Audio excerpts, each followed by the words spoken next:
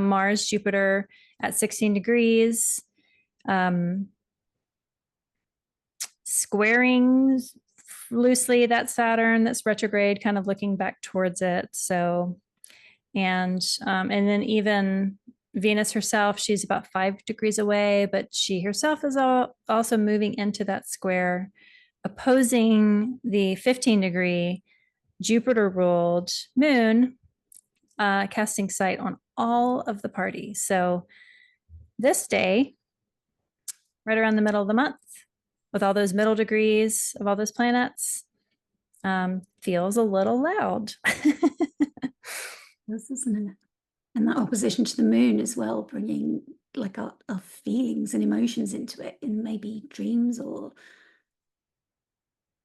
anything really. I mean, I was looking at the archetypes for like Mars and Jupiter, and it's very much a questing energy. Jupiter likes to go on quests anyway, and the fact that it's opposite a Sag moon, and Sagittarius is the sign that's known for questing. It's like, okay, what sort of mission are you starting here? If we talk about that conjunction being a seeding moment, it's like, okay, maybe there is some, Mars wants to take the action, Jupiter brings the inspiration and the wisdom and the ideas, and maybe there is some sort of, do your emotions propel you there with that tension that they're creating with that opposition with the moon? Or, you know, but yeah, it just feels like that quest that they're setting off on, that Mars wants to get activated. I know somebody in our group has that natally.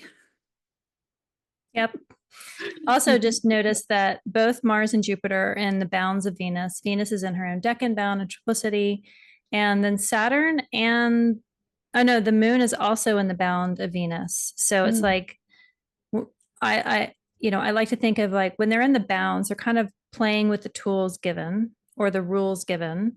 And so, yes, this is a tight, powerful hot air balloon rocket ship kind of explosion, but within the bounds of Venus seems like one, it could just be super sexy, or just like really like just it doesn't have to be destructive. Venus is not destructive. Her aspect is the sextile, which is like the first aspect that planets make after they're conjoined. And so yes, it's a lot of mutable. It's a ton of mutable squaring going on and opposition going on. Venus is moving into that opposition to Saturn, but within the bounds of Venus, Saturn is in the bound of Mercury very, very tightly. But I mean, not to say it's going to be. I don't think it will pass without notice. I think that we will notice it, especially in the mutable houses, but I don't necessarily know, because actually no astrologer does. We're just, interpreting ahead with the anecdotal information that we've gathered from reading and then from my own experience of reading for clients.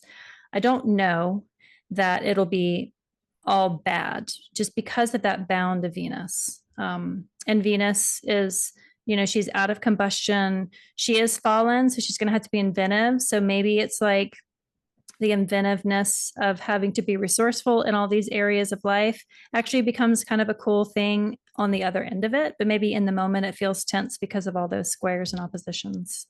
I mean, she's very practical and organized there, isn't she, where she is? So she's got this. Yeah. She's prepared for it. Yeah. And that decan, lost my place in the notes, Gemini 2, is complexity. Austin calls it hermaphrodite, and Wildway calls it embrace contradiction. But the tarot card is the Nine of Swords, which is like the worrying thoughts, but maybe those are the thoughts that propel you into action sometimes.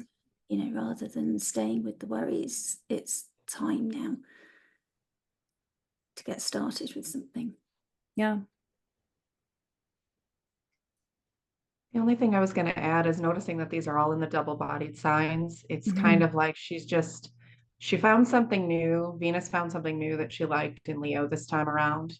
And she's just going to, it may seem a little awkward. Maybe it's uncomfortable, maybe whatever. But all of a sudden it's like, okay, this is working. I'm going to just keep moving, change it up a little bit even. Yeah, that's why the planets are so important, that Mercury and Venus. because between them they're ruling Uranus, which is featured heavily in the squares, and the Mercury, the Mars Jupiter. Yeah. Which, And the Saturn by, And the exaltation for Pisces. Mm. I mean, this could also just be like crippling indecision of some really fun things to have to make a choice over, like having two options and only two for mutable signs is very hard. give them a third so that they can have a place to escape. But having like a bunch of things come to a head and be like, I have to choose, and that in itself is like the tension point. But the choice to make, it's kind of like, can you really lose any of that? Like they're all going to be really great decisions. So may you have many great choices to choose from around the Ides of August.